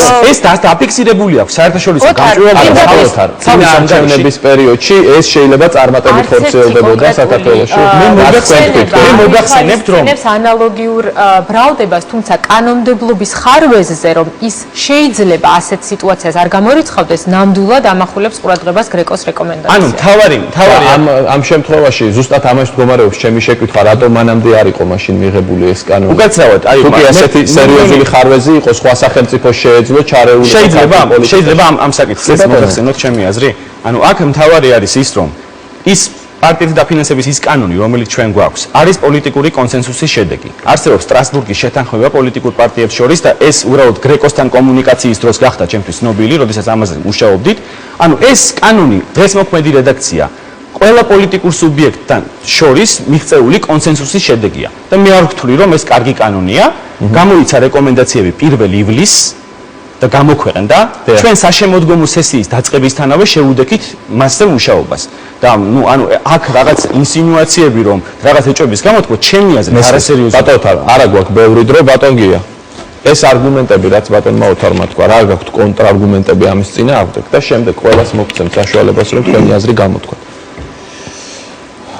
კაია გრეკოს რეკომენდაციების შესრულება, მაგრამ არსებობს ესეთი თანამდებობის პირი ჩვენ ქვეყანაში საქართველოს პრეზიდენტი, რომელმაც 2010 წლის 14 სექტემბერს 724 ბრძანებულებით დაამტკიცა საქართველოს ანტიკორუფციული სტრატეგიის განხორციელების სამოქმედო გეგმა, სადაც პირდაპირ წერია, რომ პოლიტიკური პარტიების და სხვა დაინტერესებულ სუბიექტებთან კონსულტაციის შედეგად უნდა დაწესდეს საწევრო გადასახადის მაქსიმალური რაოდენობის შეზღუდვა, ანუ ზედაზღვარი საწევროს ოდენობისა უნდა დაწესდეს პოლიტიკურ პარტიებთან კონსულტაციის შედეგად. როცა ჩვენ საუბრობთ შინაარსი მომდინარეობს ფორმიდან და ამას უსვამე ხას. პირდაპირ 2010 წლის 14 სექტემბრის შესაბამისი ბრძანებულება არ არის შესრულებული. მე მაინტერესებს, 1200 ლარიანი ზღვარი არის, ზედა ზღვარი დაწესებული, საწევრო წლიური ოდენობა არ უნდა აღემატებოდეს 1200 ლარს პარტიის თითოეული წევრისთვის. დაწესებული არ გახლავთ. არა, ხო წერია აქ. ვისთან შეათანხმოთ? ვისთან? არავისთან. მიცირებულიც კი არ საქართველოს პრეზიდენტის ბრძანებული არა. ბრძანებულებაში წერია. კონსულტაცია უნდა გაგევლოთ. აქ წერია. საქართველოს პრეზიდენტის ბრძანებულება ეს 725 იმ პოლიტიკურ ეს არა მე რადგან გამოცხადებული უარი და რაზე არ გამოცხადებული ეს ჩემი საქმეა საკითხები იხილება დიდი მადლობა ჩემისთვის ჩემი რჩევა არ იქნება გაზიარებული არც ამ ეთერში არც მომავალში მე რაზე გამოცხადებული უარი ეს ჩემი და ჩემი პოლიტიკური ძალის საქმეა ხო და საზოგადოებას საქართველოს პრეზიდენტის ბრძანებულებას არ გვარი როცა აწესებთ ზედა ზღვა 1200 ლარიანი არ უთანხმდებით არავის არ უთანხმდებით ამიტომ შინაარსი სწორედ ფორმაზეა დამოკიდებული ბატონო ვახტანგ მე ამას უსვავ ხას და შინაარსი ჩემზე დამახინჯებულია იმიტომ რომ არავისთან არ უსაუბრიათ ამ ადამიანებს და თურმე უამრავი ცვლილება შეტანილი კანონპროექტში საერთოდ არავის არ უნახია და ეხლა ჩვენ უნდა დავალოდოთ ვენეციის კომისიის დასკვნა დიახაც მნიშვნელოვანია ოღონდ დასკვნა ყოველ შემთხვევაში ამ კანონთან დაკავშირებით მაინც უნდა გაგზავნილიყო მას შემდეგ, როცა პოლიტიკურ ძალთა შორის გარკვეული კონსენსუსი შედგებოდა. მესმის რომ ნაციონალური მოძრაობისთვის ურთულესია, გასაგებია, ჩვენ გულზე ამ ადამიანებს არ ვეხატებით, ესეც გასაგებია, მაგრამ ხო არ გადავშენდებით ახლა ამ ქვეყნიდან, ბატონო ჩიორა, ვარსებობთ ფიზიკურად. თუ გაგვანადგურებთ და ესე მიიღებთ, ესე შეგიძლიათ ხელგეწიფებათ. მე ვსვამ კითხვას, რატომ არ შეთანხმდა პოლიტიკურ პარტიებთან? ისთვის არ შეთანხმდა. დავაგზავნოთ ვენეციის კომისიაში გეთანხმებით. გავიგეთ. ამ საკითხს არ მინდა ისე დაუბრუნდეთ იმას, რაზეც ვისაუბრეთ. შინაარსი არასამთავრობო სექტორის გასაგებია. შეიძლება გაუთავებოთ. გავტანინო, თქვენ გადავიწყოთ და ასე თანმიმდევრობით მოვყვეთ. აქ ჩემმა კოლეგამ ახსენა, რომ არსებობს თქვა დღევანდელი სიტუაციის გათვალისწინებით არსებობს რისკი იმისა, რომ მოვიდეს პოლიტიკური ძალა, რომელსაც აქვს განუსაზღვრელი ფინანსური შესაძლებლობები. რა თქმა უნდა იქნეს მიღებული ყველანაირი ზომა, როგორც თქვა პოლიტიკურმა პარტიებმა, ასევე თქვა ხელისუფლებამ არ გამოიყენოს განუსაზღვრელად არც მისი ფინანსური რესურსი, არც ადმინისტრაციული რესურსი და ჩვენ ამის მომხრე ვართ. მაგრამ ამის ამის დასარეგულირებლად კანონპროექტი გვთავაზობს ძალიან კარგ გადაწყვეტას, მაგალითად აწესებს ლიმიტს პოლიტიკური პარტიის მიერ წლის განმავლობაში მიღებული შემოსავლების ოდენობის. ანუ პრობლემა იმისა, რომ განუსაზღვრელი შეიძლება იყოს პარტიის ფინანსები, ამით გადაჭრილია. ასევე საუბარი იყო, რომ თქვათ არ უნდა მოხდეს ამორჩევლის მოსყიდვა. ამასთან დაკავშირებითაც კანონპროექტი ძალიან კარგ გადაწყვეტას გვთავაზობს, დღეს არსებული კანონმდებლობით იკრძალება წინა საარჩევნო პერიოდში ამორჩევლის მოსყიდვა და წარმოქმნილი კანონპროექტი გვთავაზობს, რომ მთელი წლის განმავლობაში, ანუ არასაარჩევნო პერიოდშიც აკრძალულია ამორჩევლის მოსყიდვა. შესაბამისად, ნებისმიერი შემთხვევა, რაც ჩაითვლება პოტენციურად ამორჩევლის მოსყიდვად, იქნება აკრძალული. რაც შეეხება იურიდიულ პირებს, აქ ორი საკითხია, რასაც ჩვენ არასამთავრობო ორგანიზაციები ვაყენებთ. როცა ჩვენ რომ შევაფასოთ ეს, თქვათ, კარგი იქნება თუ ცუდი, ორ კრიტერიუმს ვითვალისწინებთ. პირველი ეს არის ამდენად გამჭვირვალეს ხდის პროცესებს და ეს რეკომენდაცია იძლევა თუ არა კორუფციის თავიდან აცილების საშუალებას, ხო? გამჭვირვალებასთან დაკავშირებით ჩვენ გვაქვს შემდეგი შეკითხვები. იმ შემთხვევაში, როდესაც თქვათ იურიდიული პირები აფინანსებენ პარტიას, ჩვენ ვიცით, თქვათ, რომელი იურიდიული პირი დგას ბუნებრივი ამის უკან და მისი, თქვათ, კონტროლი და იდენტიფიცირება უფრო ადვილია. ხოლო იმ შემთხვევაში, როდესაც რეალურად ამ იურიდიული პირის ფულით მისი თანამშრომელი იქნება თუ თქვათ მოგების მიმღები ადამიანი აფინანსებს პარტიას, ანუ რეალობა არ იცვლება, იგივე ფულით ფინანსდება პარტია და გამჭვირვალება ნაკლები, იმიტომ რომ მე როგორც არასამთავრობო ორგანიზაცია სახელის და გვარით, ანუ ვერ ვახდენ იდენტიფიცირებას თუ რომელი იურიდიული პირი დგას ამ ადამიანის უკან. და ანტიკორუფციული მიმართულებითაც არსებობს შეკითხვები, რომელიც უნდა გახდეს მსჯელობის საგანი. პირველ რიგში უნდა გავითვალისწინოთ იმ ქვეყნების გამოცდილება, სადაც მსგავსი პრაქტიკა არსებობს და შევადაროთ რეალურად ამან აღმოფხვრა თუ არა კორუფცია, ანუ იურიდიული პირების დაფინანსების აკრძალვა და ისეთ გარემოში, როდესაც დღემდე საქართველოში თქვათ პოლიტიკური პარტიები, განსაკუთრებით თქვათ უმრავლესობა ფინანსდებოდა ძირითადად იურიდიული პირების მეშვეობით. მსგავსი სახის აკრძალვები ხომ არ გამოიწვევს თქვათ უფრო მეტ ბიძგს ხო არ მისცემს პოლიტიკურ პარტიებს, რომ რაღაცა არაკანონიერმა ფულმა იმოძრაოს. თამარ შემდეგ თქვენ გავუგებთ. კი ბატონო, რამდენიმე საკითხზე მინდა კიდევ ერთხელ გავამახვილო ყურადღება. პირველ რიგში სულ ფიგურირებს, რომ გრეკოს რეკომენდაციები და ასე შემდეგ, გრეკოს რეკომენდაცია არ ყოფილა იურიდიული პირებისთვის დაფინანსების აკრძალვა. ანუ ეს კიდევ ერთხელ მე მგონი ძალიან ცხადად უნდა ვთქვათ, იმიტომ რომ არ ყოფილა ეს საკითხი გრეკოს რეკომენდაციებში ნამდვილად ასახული და ეს სწორედ ამიტომაც არც ჩვენს რეკომენდაციებში, არც გრეკოს რეკომენდაციებში და შესაბამისად არსებობს კითხვები, ვთქვათ, ამ ინიციატივასთან დაკავშირებით. ის რაც ოთომ ახსენა რომ გარკვეული რაღაც დაზღვევები არის საჭირო იმისთვის რომ თქვა ერთი პირი თუ დგას რამდენიმე იურიდიული პირის უკან ასე ვთქვათ არ ბოროტად არ გამოიყენოს ეს შესაძლებლობა ამის დარეგულირება ძალიან კარგად შეიძლება სხვა ცვლილებებით ისე რომ საერთოდ ბოლომდე აკრძალვა არ მოხდეს იურიდიული პირებისთვის პარტიების დაფინანსების მაგრამ რაღაცა გარკვეული შეზღუდვები და რეგულაციები შემოვიდეს და ჩვენ მზად ვართ რომ ამის მომზადებაში მონაწილეობა მივიღოთ და შევთავაზოთ იუსტიციის სამინისტროს შემოწირულობა გარდა მოქალაქე ფიზიკური პირის ამ კითხვაზე სადაც ვინც ახორციელებს ძალიან ბევრ ქვეყანაში როგორც ფიზიკური პირები ასევე იურიდიული პირები ძალიან ცოტა ქვეყანაა შეიძლება რო იდგნენ რა თქმა უნდა ფიზიკური პირები მოქალაქე ფიზიკური პირები არა მოქალაქე და მოქალაქეების არ მქონე პირებისთვის შესაძლებელია და ალბათ სწორიც არის რომ გარკვეული შეზღუდვები იყოს მაგრამ ამის რეგულირება უნდა შემოვიღოთ და არა ის რომ საერთოდ აუგზავნოთ იურიდიული პირები მაგრამ იურიდიული პირის უკან მხოლოდ მოქალაქე ფიზიკური პირი შეიძლება რო იდგეს მოქალაქე ფიზიკური პირი არა მოქალაქე ფიზიკური პირი და იურიდიული პირი მაგრამ იურიდიული პირი ხო არ არის რამე ცალკე აღებული მექანიზმი ხო იმის უკან აუცილებლად უნდა იდგეს მოქალაქე ფიზიკური პირი და კანონმდებლობით რომ იურიდიული პირის უკან თუ თქვათ არის უცხო ქვეყნის ინტერესები და ასე შემდეგ რატომ უნდა ვიკითხავთ უკაცრავად მოქალაქე ფიზიკურ პირს აქვს საშუალება რომ შემოწირულობა გააკეთოს კიდევ ვინ შეიძლება ამ იურიდიული პირის უკან რომ იდგეს ოთარ თუ თქვენი სიტყვებით ანუ ფიზიკური პირი რომელიც იღებს მოგებას იურიდიული პირისგან მას შეუძლია განახორციელოს დაფინანსება მაშინ რა იცვლება რეალურად ანუ თქვენ ამბობთ რომ ეს სიტუაცია არ შეიძლება ანუ იგივე ფულით დაფინანსდება პოლიტიკური პარტიები ნაკლებად გამჭვირვალე იქნება რეალურად ვინ აფინანსებს პოლიტიკურ პარტიებს სწორედ ამას საუბრობ იურიდიული პირის საშუალებით რამე მაქინაციების ჩატარება ძალიან მარტივი აი სამ მაგალითს მოგივანთ პირველი შემთხვევა ეს არის როდესაც ერთი ფიზიკური პირი აფუძნებს ასობით, ათასობით იურიდიულ პირს. მაგრამ შემიკითხება მის უკან მაინც ფიზიკური პირი ბატონო. ხო და მაგას ამბობ ზუსტად. უკაცრავად, ანუ ეს არის შესაძლებლობა, რომ ერთმა პირმა დააფუძნოს სამი იურიდიული პირი. შეიძლება რომ აიკრძალოს და ეს რომ აიკრძალოს სწორი იქნება, მაგრამ ის რომ სრულიად აიკრძალოს. სრულიად უნდა აიკრძალოს და ძალიან მარტივი მიზეზის გამო. იმიტომ რომ ამ თუ არის ანალოგიური მაგალითი არის ბალტიისპირეთის ქვეყნებში, პოლონეთში, საბერძნეთში, საფრანგეთში, ბელგიაში, პორტუგალიაში, უამრავ ქვეყანაში, სადაც შეეცადნენ რომ სრულად აკრძალულია იურიდიული პირებს აკრძალული აქვს ამერიკის ფედერალურ დონეზე აკრძალულია მთლიანად კორპორაციების მიერ პოლიტიკური პარტიების დაფინანსება ეს ძალიან ლოგიკურია იმიტომ რომ მოქალაქეებს ანუ მხოლოდ მოქალაქე შეიძლება იდგეს იურიდიული პირის უკან ამაზე ვთანხმდებით არ შეიძლება იყოს ეს უცხოელი მოქალაქე მოქალაქეებს არ ქონე პირი და თუ მოქალაქეებს აქვს საშუალება რომ შემოწირულობა გააკეთონ არანაირი საჭიროება არ არსებობს რომ იურიდიულ პირს ცალკე მივცეთ შემოწირულობის გააკეთების უფლება ამის კონტრარგუმენტი უბრალოდ ვერ მოვისმინე ვერც იმ შეხვედრებზე ვერც რადგან იურიდიულ პირებზეა ისე ვლაპარაკი მინდა მეც ამ საკითხს დაუბრუნდე ისევ საერთაშორისო გამჭვირვალობას საქმიანობს ბევრ ქვეყანაში და რეკომენდაციები აქვს პარტიების დაფინანსების ძალიან მრავლად თუმცა არც ერთხელ არ ყოფილა შემთხვევა რომ საერთაშორისო გამჭვირვალობას ქონოდა რეკომენდაცია იურიდიული პირების შეზღუდვისა რომ მათ მიიღოთ დაფინანსებაში მონაწილეობა ერთი კონკრეტული მიზეზის გამო.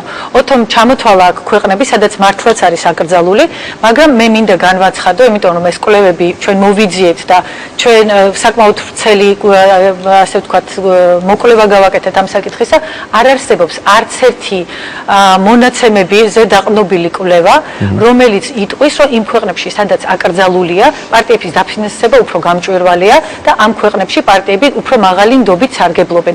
პირიქით არის ასეთი რეკომენდაცია, რომ ჯობია არ იყოს აკრძალული და რეგულირდებოდეს, იმიტომ რომ იმ ქვეყნებში, სადაც აკრძალვები არის, ბევრი სკანდალი უკავშირდება სწორედ არალეგალურ დაფინანსებას და ბიზნესებს. ბატონმა ოთარმა ჩამოთვალა ქვეყნების რიგი, სადაც არ არის აკრძალული ასეთი ქვეყნები შეიძლება გითხრათ ევროპაში. სადაც არ არის აკრძალული, ოთარის ჩამოთვლილი ქვეყნების გარდა ევროპის ყველა ქვეყანა, მათ შორის ცენტრალური ევროპის ქვეყანა, ჰოლანდია, გერმანია, თუნდაც სამხრეთის ქვეყნები და ასე ვთქვათ, საფრანგეთის, პორტუგალიის და ბელგიის და ბალტიისპირეთის არა ყველა ქვეყანა არის, აქ ესტონეთში არის აკრძალული, თუმცა სხვა ქვეყნებში, ირლანდიაში, ინგლისში, ამ ქვეყნებში არ არის აკრძალული.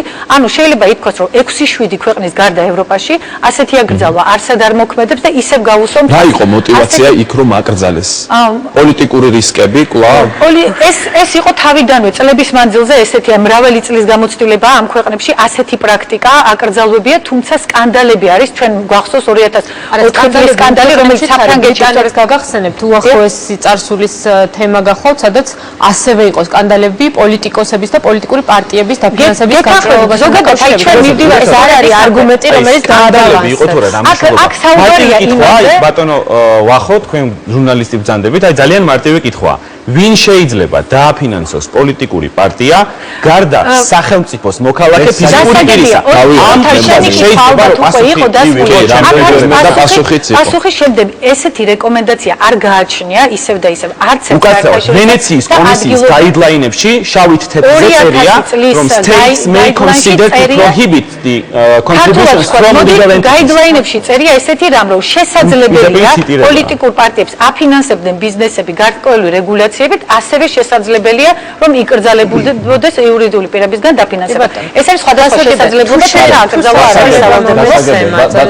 და კიდევ ერთი უკაცრავად პროცესთან დაკავშირებით აქამდე ითქვა რომ პროცესი მართლაც არ იყო გამჭვირვალე და ჩვენ ორი უცნაური პროცესის მომსწრე გავხდით. ერთი მხრივ როცა პარლამენტში განიხილებოდა დოკუმენტი და ვენეციის კომისიაში ისე გაიგზავნა რომ ჩვენ არ ვიცოდით ამის შესახებ, იგივე მოხდა თქვა პარტიების დაფინანსებასთან შედარებით კანონპროექტის მომზადება. მეიმერი არ არის მემორანდუმი დავამთავრებ მომავალში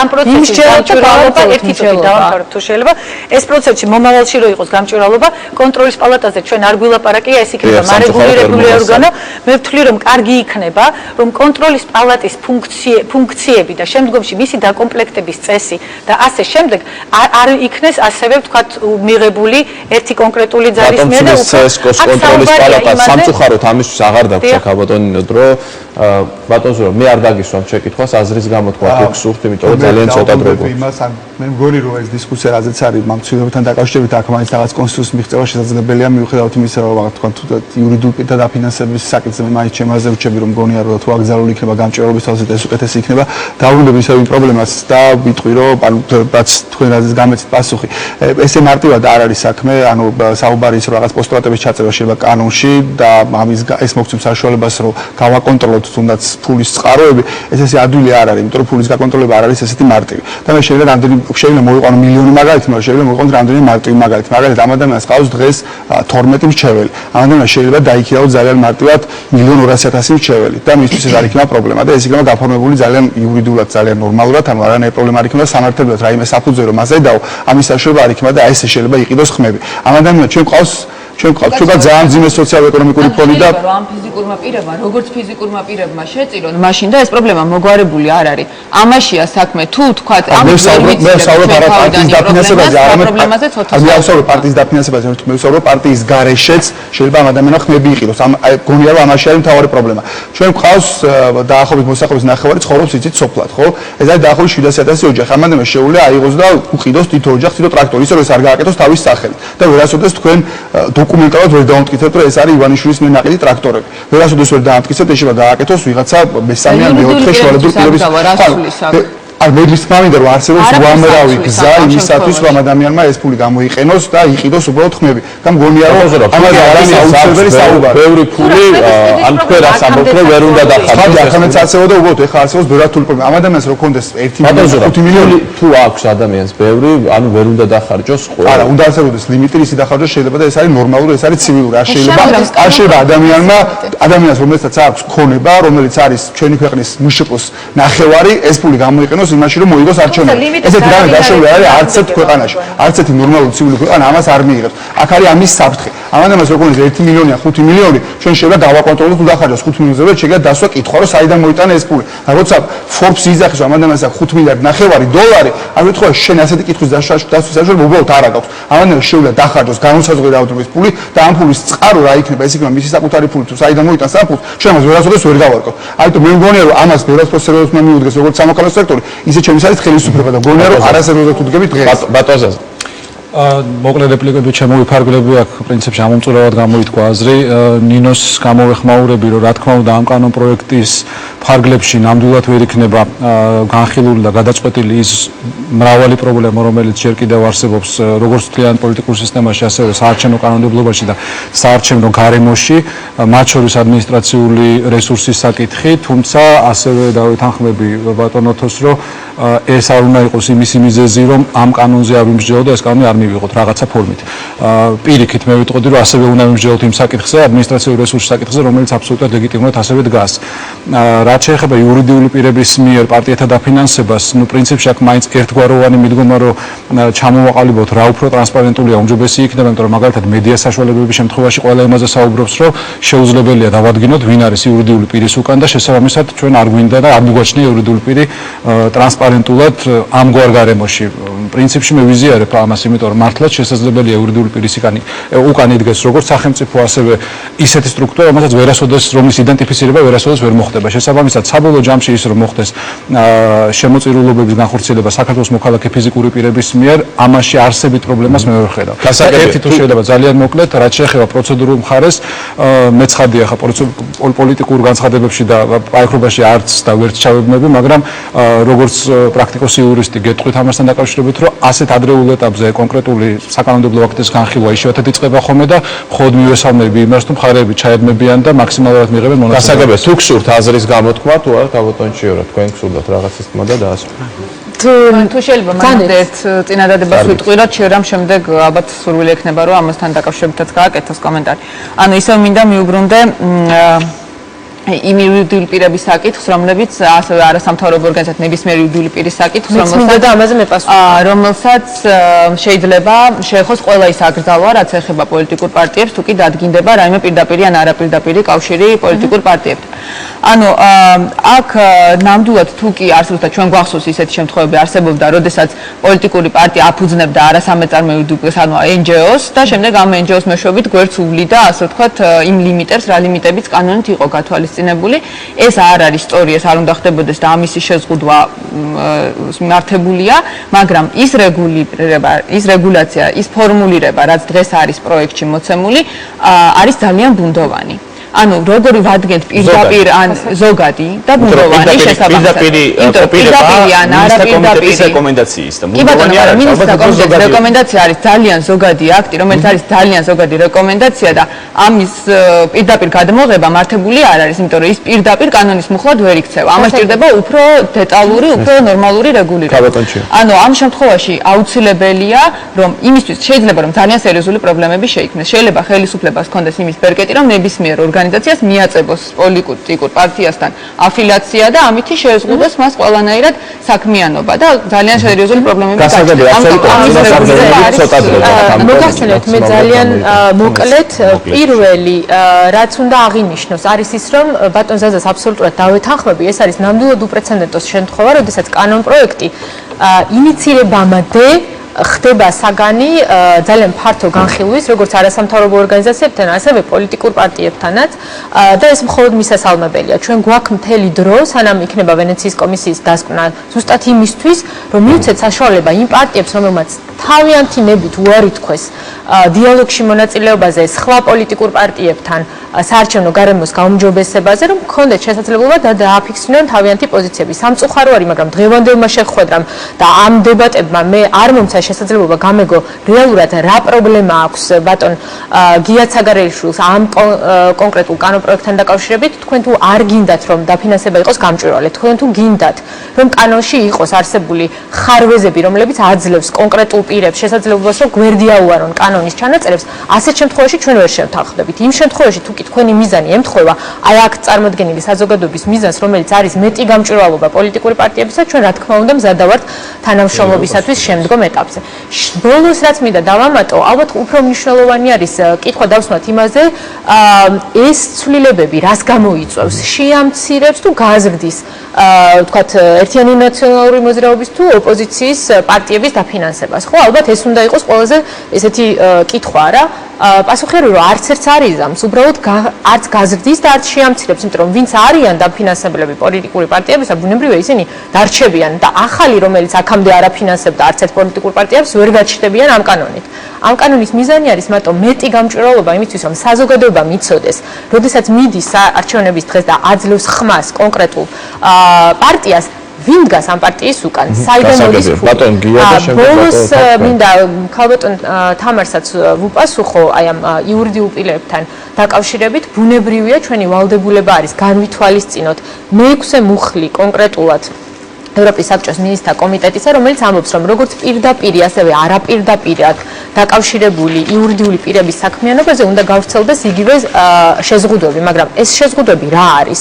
ეს შეზღუდვა არის მეტი გამჭვირვალობა, ეს შეზღუდვა არის ლიმიტები დაფინანსებასთან დაკავშირებით. მე მგონია, რომ ეს არის ძალიან შეუძლებელი და დამახასიათებელი ყველა გასაგებია ქალბატონ ჩიორა, ბატონ გია. მე მზადა ვარ ვიმუშაოთ ასევე უკვე შემდგომ ეტაპზე იმ კონკრეტულ წინადადებაზე, რომელიც თქვენ რედაქციასთან შეიძლება. შემდეგ ბატონთან თქვენ სურათ. შეუძლებელი მოკლედ უპასუხო. თუ ქალბატონმა ჩიორამ ვერ გაიგო, მე აქ ამდენი ხანი რაზო საუბრობ, ეს მართლა მისი პრობლემაა. საზოგადოებამ გაიგოს, ეს არის მთავარი პრობლემა და საზოგადოების პრობლემაა, არ იქნება ნამდვილად არ იქნება. და საერთოდ როცა საუბრობთ იმ ადამიანზე, რომელსაც თურმე შეიძლება ტრაქტორ უყიდოს ადამიანებს და დაურიგოს ესე კომბაინები და ტრაქტორები, კარგი იქნებოდა რომ მათ შორის ადამიანებს გაშენოდათ კითხვა. აი მაგალითად 2008 წლის 5 იანვრის საპრეზიდენტო არჩევნების შემდეგ. რატო არის თქვა ბატონი სააკაშვილის ფონდი საარჩევნო? სიტყვაზე ვამბობ, რატო შედგება 100 მილიონისგან და რატო შედგება მისი კონკურენტის ყველაზე ძლიერი კონკურენტის ფონდი წინა საპრეზიდენტო თქვა 800.000-ისგან. ეს კითხვა რო გაუჩნდეს არასამთავრობო ორგანო მათ შორის. ხო, ეს თავდაპირველად ხო ესეც შეიძლება ითქვას. ხო, იმიტომ რომ როცა ეს იგივე ბატონ ჰიანიშვილი ხარჯავდა და აფინანსებდა ბატონ სოროსთან ერთად საქართველოს საჯარო მოხელეთა აბსოლუტურ უმრავლესობას, მაშინ არც ერთ არასამთავრობო ორგანიზაციას კითხვა არ გაჩენია ბატონო ახო. რატომ აფინანსებდა ეს ადამიანი? როცა პატრონს აფინანსებდა, როცა ჯარს აფინანსებდა, როცა ფაქტურად ყველაფერს აფინანსებდა, მაშინ არც ერთი კითხვა მის მიმართ არ იყო გაჟღერებული. და არ მახსოვს მე რომ რომელიმე არასამთავრობო ორგანიზაცია გამოსულიყო და ეთქვა, ჩემო ძმაო, ჩემო ბიძინა, რატო აფინანსებ? რატო აფინანსებ ნაციონალურ მოძრაობას? რატო აფინანსებ საქართველოს ჯარს? რატო აფინანსებ საქართველოს პოლიციას? რატო აკეთებ ამას? და ეხლა ისმის ეს შეკითხვები, იცით რატო ისმის ბატონო, ხო? იმიტომ რომ ბატონი სააკაშვილის ნებართვის გარეშე გადაწყვიტა ამ ადამიანმა პოლიტიკაში შემოსვლა. და ნაციონალური პარტიის ნაციონალური მოძრაობის დავასრულე ნაციონალური მოძრაობის ნებართვის გარეშე გადაწყვიტა ფულის დახარჯვა. ეხლა რაც შეეხება გამჭვირვალეობას, რა თქმა უნდა, ქალბატონო ჩიორა, თქვენ გასაგონად და ჩვენი ფართო აუდიტორიის გასაგონად ვამბობ. და თქვი ეს, უბრალოდ თქვენ არ გინდათ ეს გაიგოთ. მე როგორც თავისუფალი დემოკრატების წევრი, სრული პასუხისმგებლობით გეუბნებით, რომ ყოველი თეთრი უნდა იყოს გამჭვირვალე. ოღონდ თქვენთვისაც ისე უნდა იყოს, როგორც ჩვენთვისაც. თქვენთვისაც არ უნდა შეიძლებოდეს ოფშორებიდან გადმორიცხვა თანხების. თქვენთვისაც არ უნდა შეიძლებოდეს მათ შორის რუსეთში დარეგისტრირებული იურიდიული პირების თუ რუსეთის მოქალაქეებისგან გადმორიცხვა თანხების. ისე როგორც ჩვენთვის ეს არ უნდა შეიძლებოდეს. უბრალოდ მე აქ არ წამოვიღეთ, თორე წამოვიღებდი. იმ მონაცემებს, რომელიც პირდაპირ ამაზე მეტყველებს, როგორ ფინანსდებოდა ნაციონალური მოძრაობა მთელი ამ უკანასკნელი 3 წლის მანძილზე ოფშორებიდან, როგორ ფინანსდებოდა მათ შორის რუსეთის მოქალაქეებისგან. ეს შემიძლია, მე შემიძლია აი დღესვე, აქედან რომ წაბრძანდები, დღესვე გადმოგიგზავნოთ ეს მასალები. ისე რომ ამაზე უნდა ვისაუბროთ, ხვდებით? როცა თქვენ მიადგებით ბიუჯეტის ხარჯვას, დაიწყეთ ბიუჯეტის პირდაპირი კავშირია. პირდაპირი კავშირია, იმიტომ რომ არც ერთი რეგულაცია რაც აქ ჩადებულია, თქვენთვის არ იმოქმედებს, იმიტომ რომ თქვენ ხელი მიგიწვდებათ ადმინისტრაციული რესურსების ხარჯვაზე თავიდან ბოლომდე ერთი დათქმა არ შემოგაქვთ ფაქტიურად არც გუბერნატორებისთვის, არც სახელმწიფო მოხელეებისთვის. შეგვიძლია შეგაიყვანოთ ახალგაზრდა და უბანი დამარბებელებს, მინისტრებს და გამგებლებს და საკრებულოს თავმჯდომარეებს და საკრებულოს წევრებს. ეს არ აგაქვთ აქ დათქმული და ვერც იქნება ეს დათქმული, თუ არა შემოაგერ კოდექსი და შევხედოთ როგორი იქნება და რა იქნება ეს ყველაფერი. აი ამაშია, ამაზე ვწუხარ მე, რომ თქვენ ისევ როგორც ეს გეხერხებათ ერთპიროვნულად აღმასრულებელ ხელისუფლებასთან ერთად მიიღეთ გადაწყვეტილებები და შემდეგ ეს გააგზავნეთ ამ ყმადაღებულ ვენეციის კომისიაში. კი ბატონო, ჩავებრძანდება და შევეკრიბებით და მივიჯენოთ. თქვენი პარტიის სხვა წევრებივით სამწუხაროდ არ იცნობთ. ამ შემთხვევაში არ დასწრებით. ისი განხილვა მოიყენეთ და უნდა დავამტკიცოთ. ისი განხილვა მოკლედ თუ შეიძლება. ის განხილვასაც აზრი არა აქვს რა, უკვე დაწერილი რაც არის. ეხლა მეუნებით განხილვაში მონაწილეობა მიიღო, მანამდე რატო არ ჩავთეთ? მანამდე მოსულიყავით და გეტყვათ, აი აგერ კანონპროექტს ვაგზავნით ახლა ჩვენ და პარლამენტში არ არის შემოსული და თქვენ როგორ მაგას არავით არ მნიშვნელობა სად არის შემოსული. ამას არავით არ მნიშვნელობა არა. კარგი, თქვენთვის ხო შემოსული. ამოიწურა ბატონგია ჩვენი დრო და სამწუხაროდ მეც ვეღარ გავაგზავნებ ამას ბატონთან მოკლედ თუ შეიძლება ბატონო დაკავშირებულ პირებთან დაკავშირებით მინდა ტავტოლოგია გამოვიდა. მინდა აღნიშნო რომ ქალბატონმა თამარმა რაც ბრძანა სრულად ვეთანხმები, რომ აქ უფრო მეტი კონკრეტიკაა საჭირო.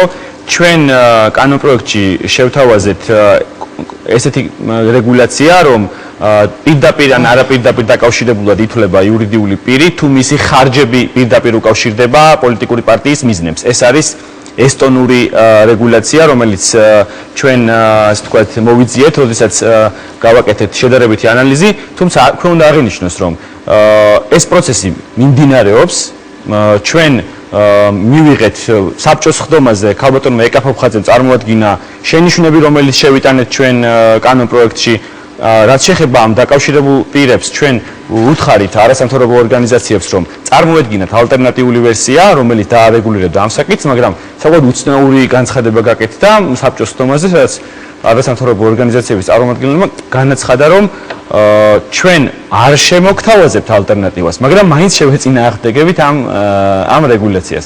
ანუ ჩვენ მზად ვართ დავაკონკრეტებ, აქ ეკაფოფხაძემ თქვა, რომ ჩვენ მოვამზადებთ, მაგრამ თქვენ თვითონაც შეიძლება ლელა იყო. თქვენ თვითონაც მოვამზადებთ. ჩვენ ზუსტად ესე თქვა და ეს ოქმშიც აღნიშნულია, რომ ჩვენ არ შემოგთავაზებთ ალტერნატივას, მაგრამ მაინც შევეწინააღმდეგებით. ჩვენ არასამთავრობო ორგანიზაციებისგან მივიღეთ ორი ტიპის შენიშვნა. ერთი არის იურიდიული პირების დაფინანსება და აქ არავინ გარდა მოქალაქე ფიზიკური პირისა არ შეიძლება შემოწირულობა გააკეთოს. აქ ჩემი აზრით ყველა კითხვა მოხსნილია. მეორე საკითხი ეს ეხება დაკავშირებულ პირებს. ჩვენ დიდი სიამოვნებით დავალოდებით ნებისმიერ წინადადებას, რომელიც ამ საკითხის უკეთ დარეგულირებაში დაგვეხმარება და რაც შეეხება საპარლამენტო პროცესს და პოლიტიკურ დებატებს, ეს გადარიცხვებით მოხდება აუცილებლად შემოწირულობის გაკეთება, რომ ყველაფრის გამჭვირვალობა იყოს გასაგებია ერთი ლარისაც ხო? და ბატონო, ერთი ლარისაც. ნებისმიერი ოდენობის ტახის ერთი ლარისაც, ანუ იქნება 5 ლარი რო გადარიცხოს ადამიანმა, უნდა 3 დღეში კონტროლის პალატას ძალიან მოკლედ ბატონო. ძალიან მარტივად აისახება ეს პარტიის ანგარიში ავტომატურად. შემომწირველი არ გვაქვს. მადლობთ ოთარ. ბატონ გიას მინდა უპასუხო, რომ სანამ ბიძინა ივანიშვილი პრეტენზიას გააცხადა და იმაზე, რომ მას სურს მოვიდეს ხელისუფლებაში მართოს ის ქვეყანა, სადაც მე ვცხოვრობ და ჩემმა შვილებმა უნდა იცხოვრო, მანამდე საერთოდ არ მაინტერესებდა საჩვეულო ფულზე რაში ხარჯავდა და ეს ბუნებრივია და მაშინ რაც პრეტენზია განაცხადა. ხო, ცხადია, მაშინ რაც მან განაცხადა პრეტენზია მას უნდა ამის გაკეთება, ხო? მე გამიშთა ბევრი კითხვები და ეს ძალიან ბუნებრივია. გასაგებია, ძალიან დიდი მადლობა მინდა გითხრათ, აღარ აქვს დრო. არა, ცხრილის დრო აღარ აქვს ქალბატონო. საქართველოს პარლამენტი იმისთვის, რომ ხელი შეუწყოს პოლიტიკური პარტიების განვითარებას. მაგრამ 2009 წელს გაიზარდა პოლიტიკური პარტიების დაფინანსება. და ჩვენ არ გავაერთეთ. თვალსაზრისით მუშაობთ. ძალიან დიდი მადლობა მინდა გითხრათ გადაცემაში სტუმრობისთვის. არ ვიცი, როცა ჩამოვა ვენეციის კომისიიდან დასკვნა და იქნება საპარლამენტო განხილვა, იქნებ კიდე მოვამზადოთ ერთი გადაცემა, ვნახოთ რა ცვლილებებს შეიტანს ან რეკომენდაციებს ვენეციის კომისია. მე დიდი ხნით არ გამშვიდობებით რეკლამის ევროპული არჩევანი დასრულდა, მაგრამ რეკლამის შემდეგ დოკუმენტური ფილმების ციკლი ევროკავშირი და საქართველო გავა ეთერში. მადლობ ყურადღებისთვის.